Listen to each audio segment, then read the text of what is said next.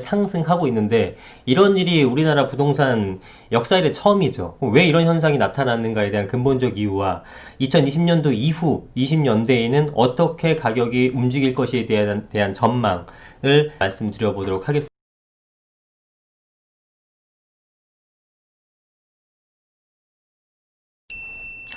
자, 여러분 반갑습니다. 이수근 소장입니다.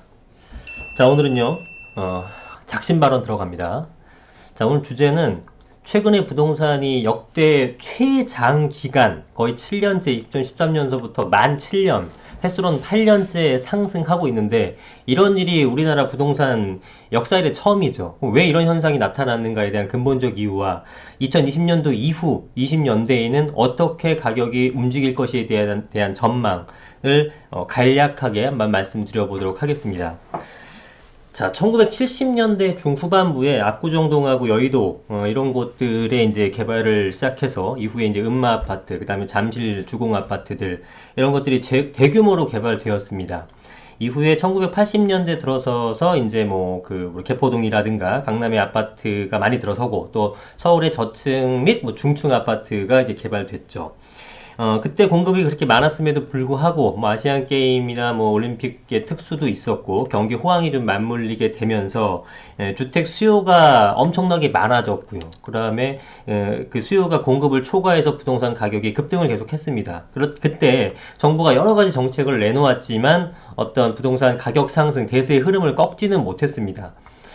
그런데 정부가 80년대 중후반에 신도시를 건설하겠다고 발표를 합니다. 그리고 실제로 우리가 알다시피 90년대 초중반에 1기 신도시, 분당, 평촌, 삼본, 부천, 일산 이걸 비롯해서 전국에 한 185만 호 정도를 공급합니다. 이 시기에는 우리나라 역사상 유일하게 IMF라던가 글로벌 금융위기를 제외한 경제 위기가 아닌 일상적인 경기 상황에서 부동산 가격이 유일하게 안정화 흐름을 보였던 시기입니다.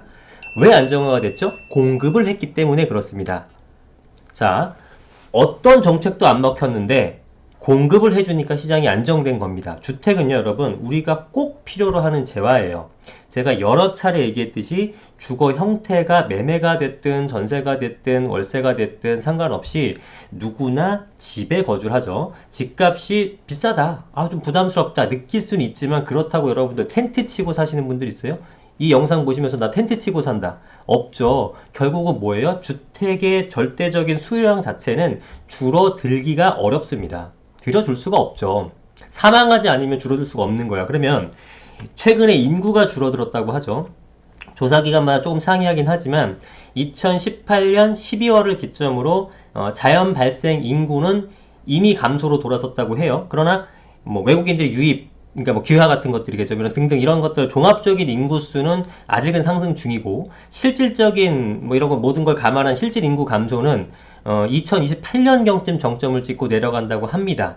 그런데 최근에 핵가족화 및 1, 2인 가구 증가가 되다 보니까 실제로 가구 수의 감소는 한 4, 5년 더 지속된다고 합니다. 그러니까 가구 수의 증가, 그러니까 인구가 2028년 정점을 찍는다고 하더라도 2032년에서 33년까지는 가구수가 계속 증가한다는 뜻이에요. 그러니까 보수적으로 잡아도 한 2030년 가구수의 증가는 향후에 10년은 더 될 것으로 예상해야 된다는 겁니다. 자, 우리가 부동산의 향후 가격을 예측할 때 단지 인구나 가구수의 증감만 고려해야 되는 것은 아니에요. 물론 실제로 인구나 가구의 증감이 수요의 증감과 연관이 있기 때문에 당연히 고려해야 될 요소인 건 맞지만 더 중요한 것은 인구가 줄어드느냐 늘어나냐 이것보다 유효수요자라는 개념입니다. 유효수요라는 개념 예를 들어 볼게요. 여러분들 아프리카 오지에 원주민이 아주 많이 살고 있어요. 그리고 아이도 많이 나. 가구당 7, 8명씩 나요. 그러면 인구 증가도 엄청나게 빨라요. 이런 곳에 가서 그러면 인구가 많이 늘어나니까 주택 공급하면 원활하게 분양이 될까요? 당연히 안 됩니다. 그죠? 왜냐? 그들은 수요자 중에서 유효 수요가 아닌 가수요이기 때문이에요. 여기서 말하는 가수요라는 게 우리가 일상적으로 사전적인 의미의 가수요는 조금 틀린데 우리가 경제 용어상 가수요라는 의미는 당장 필요가 없지만 발생하는 수요 같은 걸 얘기하죠. 쉽게 얘기하면 투자자 같은 거 당장 필요는 없지만 일단 사두는 수요가 생기는 그런 것들을 의미하는 건데, 제가 말하는 가수요는 말 그대로 거짓 가짜 수요입니다. 그러니까 살 능력이 없는 사람들이에요. 단순히 너 수요자냐 공급자 중에서 구분을 해놓다 보니까 수요자는 맞지, 공급자는 아니니까 확실하게 수요자긴 수요자인데 전혀 수요자로서의 능력을 발휘하지 못하는 사람들이에요. 이런 가수요자들은, 가짜 수요자들은 100만 명이 생기건 500만 명이 생기건 부동산 가격에 영향을 주지 못합니다. 그죠? 실질 참여자가 아니기 때문에. 원주민들처럼. 그죠? 아프리카 오지 원주민들처럼. 그러니까 우리가 눈여겨볼 수요는 인구의 증감 그 자체보다는 유효 수요의 여부입니다. 유효 수요자예요. 즉, 살 마음도 있고 살 능력도 되는 수요자를 주목해야 되는 거예요. 살 마음만 있는데 살 능력이 안 돼. 유효 수요가 아니야. 능력은 되는데 살 생각이 없어. 수요자가 아니에요. 그래서 우리나라의 유주택자와 무주택자의 비율이 한 55대 45 정도 된다고 합니다. 그럼 우리나라 인구가 5,100만 명 정도 된다고 했을 때 여기에 45% 비율이면 약 한 2,300만 명인 사람이 무주택인 거예요. 여전히. 가족 구성원을 가구당 한 2.5인 정도, 지금 뭐 통계청 같은데 뭐 기관마다 자료가 좀 상이하지만 2.39명에서 2.46명 정도 나오거든요. 그럼 보수적으로 잡아서 2.5인으로 본다고 하더라도 약 920만 가구 정도가 여전히 무주택 가구입니다. 920만 가구가요. 여러분들은 우리나라의 주택이 과잉이라고 느끼십니까? 아니면은 적정하다고 느끼십니까? 부족하다고 느끼십니까? 여러분, 경제의 기초 중에 기초는 수요 공급량에 의한 가격의 변동입니다. 그죠? 네. 어느 지역의 가격이 상승하고 있다는 것은 뭡니까? 수요가 초과되고 있다는 뜻이고, 즉 공급이 부족하다는 뜻이에요. 어느 지역의 가격이 하락하고 있다는 것은 공급이 많다는 걸 뜻하는 겁니다. 그냥 이게 부동산 가격의 끝이에요. 공급이 모자르는 지역은 공급을 하면 됩니다. 공급이 모자라서 가격이 막 오르고 있는 지역은 공급을 하면 돼요. 괜히 뭐 세금 올리고 전세를 연장하고 증여를 막고 자금 출처 조사를 하고 대출을 규제하고 이딴 짓거리 하나도 안 해도 됩니다. 그냥 공급을 하면 해결돼요. 그럼 정부가 적극적으로 그렇게 공급을 해주면 정부가 아주 적극적으로 가격을 띄우려고 해도, 가격을 한번 우리가 제대로 한번 폭등시켜보자라고 해도 절대로 폭등될 수 없어요. 양도세 폐지, 보유세 폐지 이런 거 해도 가격 안정화된다니까요. 공급만 많이 해주면. 근데 우리나라 정부는 수년간 투기 세력이 문제다, 수요 문제라 그러면서 공급을 전혀 하지 않았죠. 하도 욕을 먹으니까 뒤늦게서랑 이상한 정책 남발하다가 가격이 폭등하니까 부랴부랴 대책 내놨어요. 그러면서도 정작 공급이 가장 필요한 건 서울인데, 왜 서울이 가장 공급이 많이 필요할까요, 여러분? 논리적으로. 가격이 제일 많이 올랐으니까. 이 뜻은 역으로 생각해서 공급이 가장 부족한 뜻이라는 의미예요. 가격이 가장 많이 올랐다, 공급이 가장 부족하다는 뜻이라니까요. 이게 뭐 어렵습니까? 엄청나게 쉬운 개념이죠. 근데 투기 세력 잡는다고 재건축 규제하죠. 재개발 규제하죠. 분양가 상한제에서 신규 공급 막죠. 등등등. 그러니까 공급을 막아놓는 정책을 쓰는 거예요. 공급을 해야 집값이 잡히니까. 그러니까 집값이 잡힐 리가 있습니까? 근데 여러분들, 이런 어떤 일개 부동산 컨설턴트 한 명이 알 수 있는 이런 쉬운 문제를 우리나라 최고 엘리트라고 하는 그런 정부 관료들이 생각을 못 한다고요? 아니요. 제가 볼 땐 안 하는 것 같습니다. 왜 그런지 여러분들이 각자 생각을 해보세요. 정부는 집값 잡을 의지가 없어 보입니다. 왜냐하면 오늘 제가 무슨 얘기했어요? 한마디로 정리해볼까요? 공급하면 가격 내려간다예요. 공급하면 가격 내려간다. 정부가 이걸 모른다고요? 진짜 몰랐으면 다 사퇴하셔야 되고, 능력 부족이니까. 알면서 안 하면 이건 국민 기만이고. 집값 잡겠다고 세금을 지금 엄청나게 올렸어요. 집값 전혀 안 잡혔어요. 왜? 공급을 안 했으니까. 전세 안정화 시킨다고 임대차 3법 생겼어요. 전세값 미친듯이 올라갔어요. 왜? 전세 공급 안 했으니까. 전세 가격 급등 속도와 가격이 역대 최고입니다. 근데 정부는 뭐라고 하죠? 이렇게 지금 전세 가격으로 피해를 보는 국민이 나날이 늘어가는데 정부는 뭐라고 하죠? 그 이유를 뭐라 그러죠? 전세가 상승은 니네들 때문이다. 니네가 상급지로 이동하기 때문이다. 내지는 저금리 때문이다. 절대로 임대차 3법 때문이 아니다. 그런 가짜뉴스 퍼뜨리지 말아라고 하고 있잖아요. 네? 이쯤 되면 일부러 그러는 것 같아요. 모든 국민이 임대차 3법의 영향으로 전세 가격이 폭등한 거를 알고 있는데 우리나라 부동산 정책의 총괄 수장격인 국토교통부 장관이 전세가 상승의 원인을 금리다 이러고 있습니다. 이 정도면 유체이탈 화법 이런 게 아니야. 그냥 뭐 무조건적인 마이웨이입니다. 마이웨이. 예? 이러니 정부한테 뭘 더 기대할 수 있을까요? 그래서 현재 정부는 국민이 어떤 불만이 있건 어떤 고통을 당하건 간에 현재의 정책 기조를 유지할 가능성이 매우 높다고 예상하는 겁니다. 그죠? 지금 하는 모습을 보니까 그렇잖아요. 이 뜻은 서울의 공급이 더더욱 씨가 마른다는 뜻이에요. 생각해보세요. 여러분들 지금 이 상황에서 재건축 초과이득 환수제 같은 거 풀어주겠어요? 분상제 풀어줄까요? 네? 뭐 재개발 규제 같은 거 풀어주겠습니까? 안 해요. 그죠? 그럼 뭐예요? 결국 서울의 그 공급 부족이 더 심화되면서 서울의 주택 가격은 정부 덕분에 떨어질래야 떨어질 수가 없는 지경에 이르렀습니다. 자, 여러분들 이런 얘기 많이 들어보죠. 과거에 물론 사이클이 있어요. 올라갔다가 뭐 멈췄다가 올라갔다가 약간 하락했다 올라갔다 이런 사이클이 있잖아요. 이거는 경제의 기본이기 때문에 이 사이클은 어디나 마찬가지이기 때문에 우리가 상승을 한 5년간 했으니까 기존에 최대 상승했던 게 5년 내지 아주 길게 잡아 6년이기 때문에 2013년부터 올라서 2019년 정도 되니까 2020년에 절대적으로 떨어질 것이라는 그런 전망이 팽배했었죠. 그죠? 근데 저는 더 오른다고 말씀드렸잖아요. 왜 그랬을까요?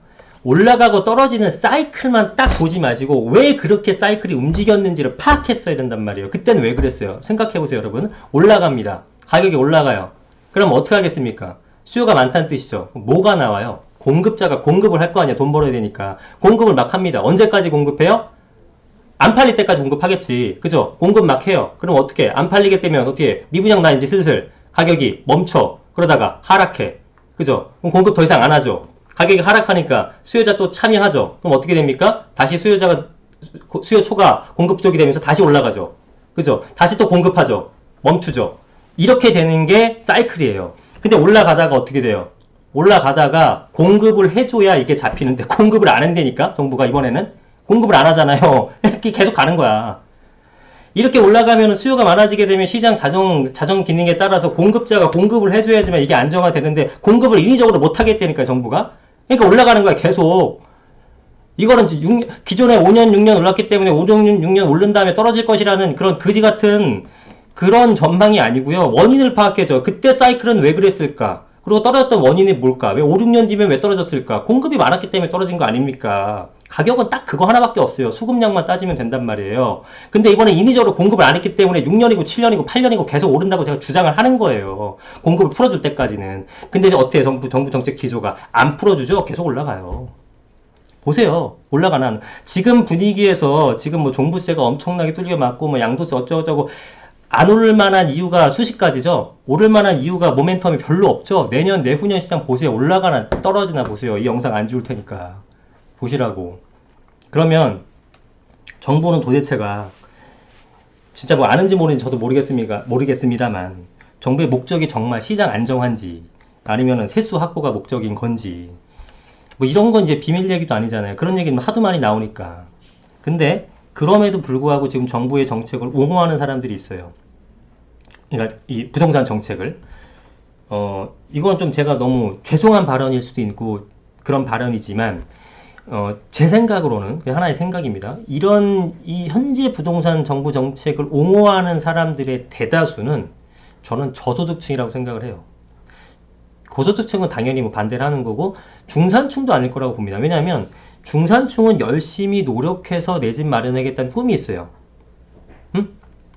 중산층이 아니더라도 내가 좀 노력해서 중산층으로 갈 수 있는 사람들은 내 집 마련해야겠다는 꿈이 누구나 있습니다. 근데 정부가 지금 내 집 마련을 못하게 하고 있죠. 그냥 공공임대나 살아라라는 전세 우리가 오래 살게 해줄게. 월세 소득세 뭐 낮춰줄게. 공공임대 많이 지어줄게. 국민의 4분의 1이 안전한 공공임대에서 살게. 이런 얘기는 하고 있단 말이에요. 내 집 마련을 해서 대출을 뭐 해주게 저금리 이런 게 아니야. 그죠? 그런 상황인데도 정부를 지지한다라는 것은, 그거는 뭐냐면 지금 정부의 이런 모습들을 잘못 이해하는 거예요. 이게 정부는 잘하고 있는데 가격이 올라가는 이유는 공급 이런 게 아니라 투기꾼들 때문이다. 기레기 언론이 호도이기 때문이다. 이렇게 믿고 계신 분들이 여전히 지금 잘못 판단하고 정부를 옹호하는 거예요. 제대로 알게 되면 할 수가 없습니다. 다른 정책은 전 몰라요. 부동산만 놓고 보게 되면 제가 잘하는 분야는 그거밖에 없으니까. 근데 저소득층 분들이 이제 정부를 신뢰하는 건 난 이해는 가요. 왜냐면 제가 저소득층이었다면 저 역시 그랬을 거라고 생각을 합니다. 왜냐? 기댈 곳이 그것밖에 없으니까.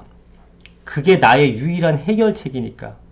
무슨 얘기냐면 제가 어떤 책에서 읽은 내용에서 이런 힌트를 얻었는데, 심리학 책이었던 것 같은데 뭐 제목은 잘 기억이 안 나요. 근데 뭐 되게 유명한 책이었을 거예요. 제가 뭐 책을 많이 읽는 편은 아니라서 베스트셀러 위주로 읽거든요.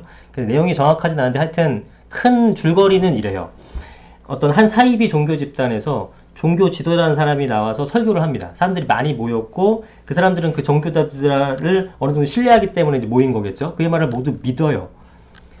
근데 그 책을 쓴 그 작가랑 그 친구인데 이게 논리학 그 박사래요. 논리학자.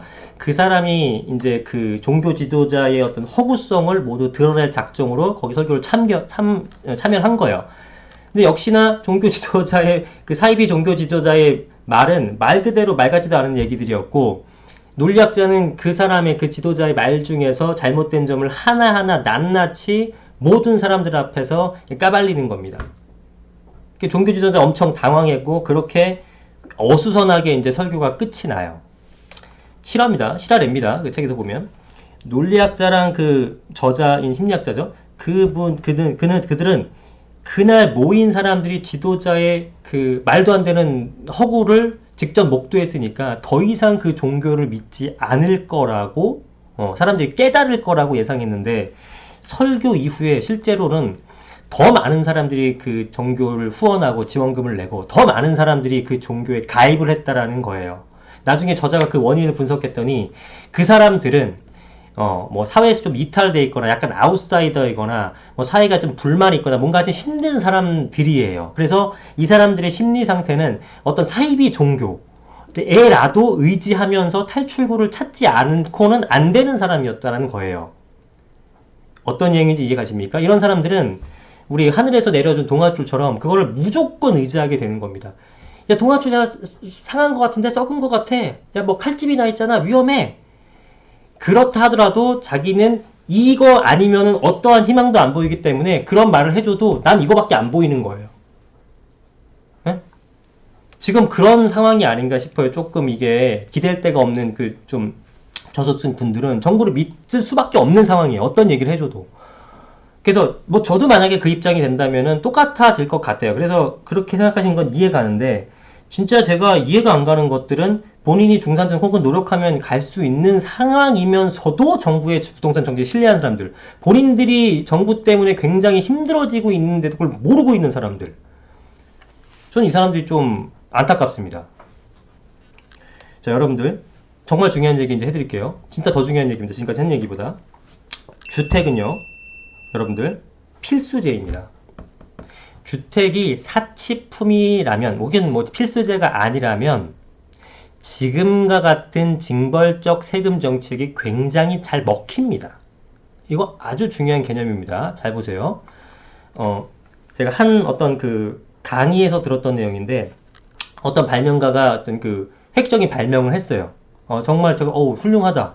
근데 결국 그 제품의 대중화에는 실패했어요. 나 의아하게 생각했죠. 저 정도면 되게 훌륭한데 되게 편리할 것 같은데 왜지? 그랬더니 알아봤더니 그 제품이 사용하면 편하기는 한데 굳이 안 써도 상관없는 제품이었어요. 그런 건 사람들한테 어떤 선택의 범위가 있는 겁니다. 선택의 범주를 주는 거예요. 그러니까 더 쉬운 예를 들면은 밥이 있고요. 비타민이 있어요, 여러분들. 이제부터 비타민 먹게 되면 세금 엄청 물린다? 라고 하게 되면은 여러분들 비타민 먹을 겁니까?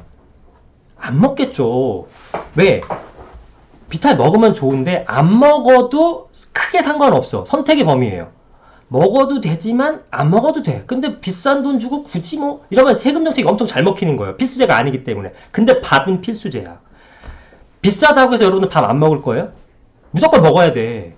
그러니까 그런 것들은 세금을 올린다고 하더라도 계속 사람들이 수요가 있을 수밖에 없는 거예요. 그걸 인위적으로 누를 수가 없는 거예요. 밥, 뭐 의식주라고 하잖아요. 부동산은 필수제다. 주택은 필수제다. 그 개념이에요. 필수제가 아니라면 지금 정책이 잘 먹히겠지만 그게 아니기 때문에 이걸 인위적으로 누를 수가 없는 겁니다. 정부는 지금 그걸 모르는 것 같아요. 자,